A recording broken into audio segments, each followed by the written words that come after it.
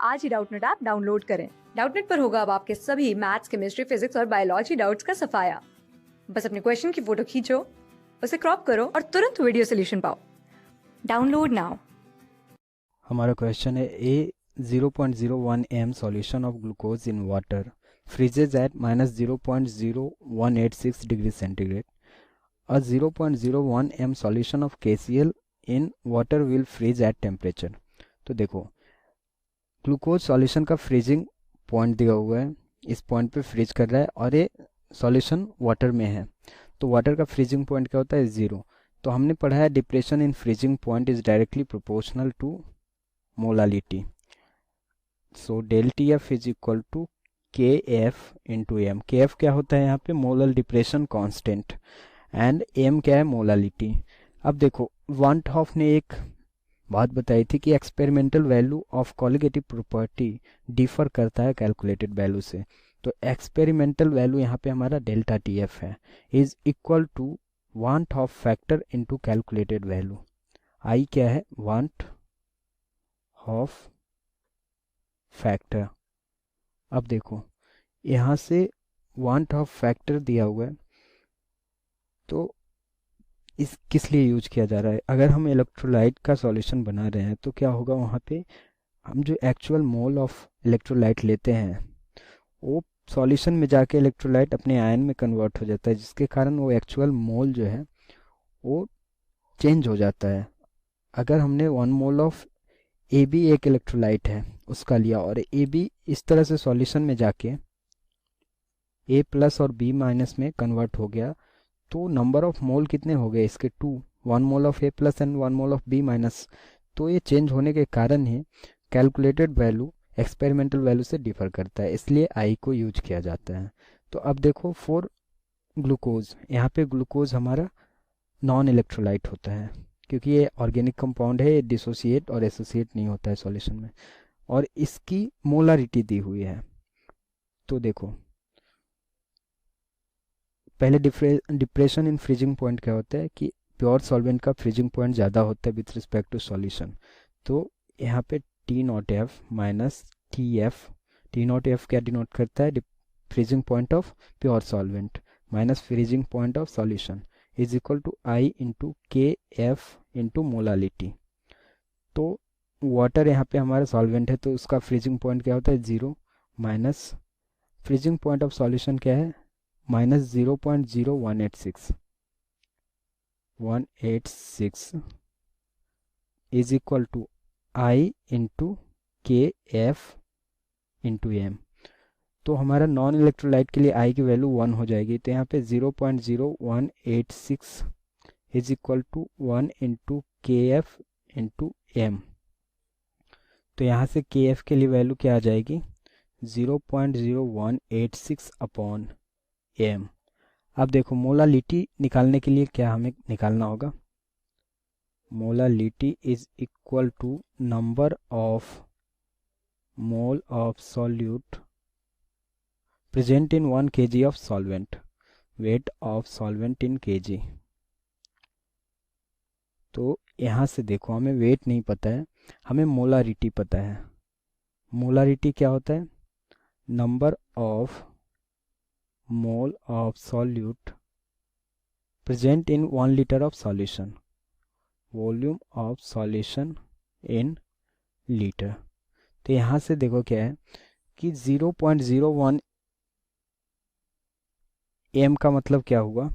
0.01 mole of glucose is present in 1000 millilitre of solution. तो हमें solution का volume मिल गया। और डेंसिटी ऑफ वाटर क्या होता है?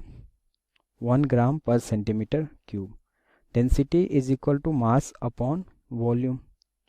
तो यहाँ से देखो मास ऑफ सॉल्वेंट निकल जाएगा, mass of water is equal to density of water into volume of water, है ना। तो यहाँ से डेंसिटी ऑफ वाटर 1 ग्राम पर सेंटीमीटर क्यूब इनटू वॉल्यूम कितना आया? 1000 सेंटीमीटर क्यूब। तो यहाँ से आ गया 1000 ग्राम ऑफ वाटर। तो यहाँ से मोलालिटी क्या आ जाएगी 0.01 अपॉन 1 kg। तो मोलालिटी भी क्या हो जाएगी मोलारिटी के बराबर हो जाएगी फॉर वाटर, है ना। तो अब देखो यहाँ से KF की वैल्यू क्या आ जाएगी delta TF 0.0186 upon 0.01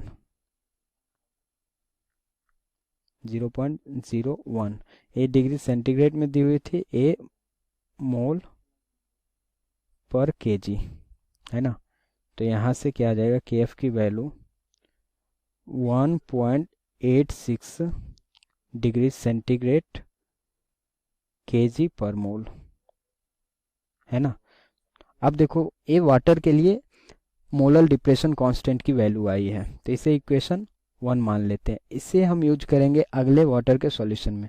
next solution हमारा क्या बन रहा है 0.01 m molar solution of KCl in water will freeze. तो देखो इसके लिए फिर से delta TF is equal to I into KFM।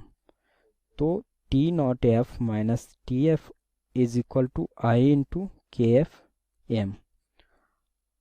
अब देखो वाटर का freezing point 0 minus freezing point of solution is equal to KCl के लिए I की वैल्यू क्या होगी। KCl एक इलेक्ट्रोलाइट है, तो यहाँ पे क्या होगा देखो KCl किस तरह से सॉल्यूशन में होगा K प्लस और Cl माइनस देगा, है ना। तो N की वैल्यू क्या हो जाएगी यहाँ पे 2, डिग्री ऑफ डिसोसिएशन नहीं दिया हुआ है, तो I की वैल्यू क्या हो जाएगी 1 plus N minus 1 into alpha. So I is equal to 1 plus N क्या है 2 माइनस 1, तो 2 माइनस 1 1 होगा। तो I की वैल्यू 1 प्लस अल्फा है, जिसे हम क्या बोल सकते हैं I is greater than 1। Glucose के केस में I की वैल्यू 1 थी, यहाँ पे क्या है I की वैल्यू 1 से बड़ा है, तो I इंटू KF की वैल्यू 1.86 एंड वाटर हमारा सॉल्वेंट है, तो मोलालिटी और मोलारिटी दोनों सेम होगी 0.01। तो यहाँ पे freezing point of water is equal to minus I into 0.0186। तो देखो I जो है यहाँ पे मैथमेटिकल टर्म है, देखना है A ग्रेटर देन 1 है ना। तो पहले हमारा फ्रीजिंग पॉइंट क्या था 0.0186, उसमें हम 1 से बड़ा वैल्यू मल्टीप्लाई किए हैं। तो ये अगर नेगेटिव को नहीं देखा जाए तो ये पूरी वैल्यू पॉजिटिव में मैग्नीट्यूड में बड़ी होगी, लेकिन नेगेटिव लगने के कारण ये वैल्यू 0.0186 से छोटी होगी। तो हमारा कौन सा आंसर हो जाएगा lower than minus 0.0186 degree centigrade. तो फोर्थ ऑप्शन हमारा करेक्ट होगा। क्लास 6 से 12 से लेके नीट IIT JEE मेंस और एडवांस के लेवल तक 10 मिलियन से ज्यादा स्टूडेंट्स का भरोसा। आज ही डाउनलोड करें डाउटनेट ऐप या व्हाट्सएप कीजिए अपने डाउट्स 8400 400 400 पर।